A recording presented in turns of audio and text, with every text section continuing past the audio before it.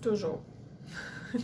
Je trouve que peu importe notre type de consommation, peu importe le consommateur qu'on est, c'est toujours intéressant et important de faire une introspection sur sa consommation. Tu sais, qu'on soit un petit buveur du samedi soir ou un gros consommateur, là, de questionner la raison qui me pousse à avoir envie de consommer. Est-ce que c'est une raison avec laquelle je me sens confortable, qui est en accord avec mes valeurs?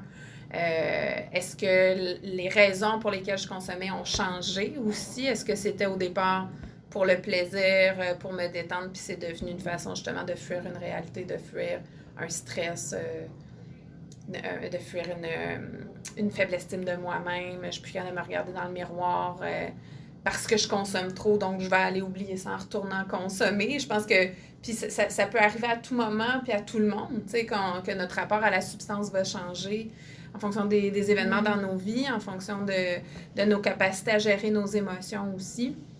Donc, moi, je trouve toujours que c'est pertinent que toute personne se questionne sur sa consommation. Puis, c'est trop facile de dire « Ah oui, moi, je suis un consommateur en contrôle, j'ai pas de problème de dépendance, je suis capable d'arrêter quand je veux, puis jamais se reposer cette question-là. » Pour moi, c'est un manque de vigilance, là, puis de capacité d'introspection, puis d'autocritique, là. Mais je trouve ça intéressant le fait que tu soulignes que, tu sais, ça peut arriver n'importe quand, n'importe quel moment, tu sais. Fait que d'avoir des bons trucs pour consommer de façon responsable, puis de faire attention, ben veux pas, ça donne des outils à des jeunes qui vont devenir des adultes, qui vont vivre comme plein d'expériences puis d'événements différents qui vont les chambouler. Puis tu sais, comme on n'est jamais nécessairement protégé à tomber dans une dépendance, que ça soit quoi que ce soit. Fait que tu sais, s'ils sont plus outillés, ça peut aider à mieux gérer ça.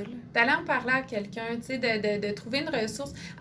Tu sais, ça n'a pas nécessairement besoin d'être un professionnel parce que le fait de parler de ce qui t'habite, du problème que tu as avec ta substance, ben c'est déjà mettre des mots, puis mettre des mots, c'est déjà l'extérioriser, le sortir de toi, puis pouvoir le regarder avec une certaine distance, ton problème.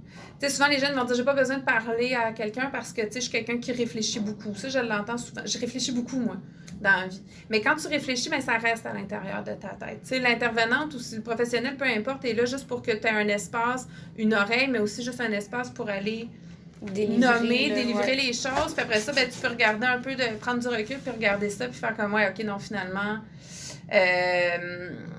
ouais, ça m'amène à voir ça d'un autre angle, tu sais, tout simplement. Puis peut-être que ça va faire cheminer ma pensée un petit peu différemment que si je fais juste me débattre avec mon propre cercle de pensée, que c'est tout le temps les mêmes, finalement. Nos pensées sont toujours les mêmes.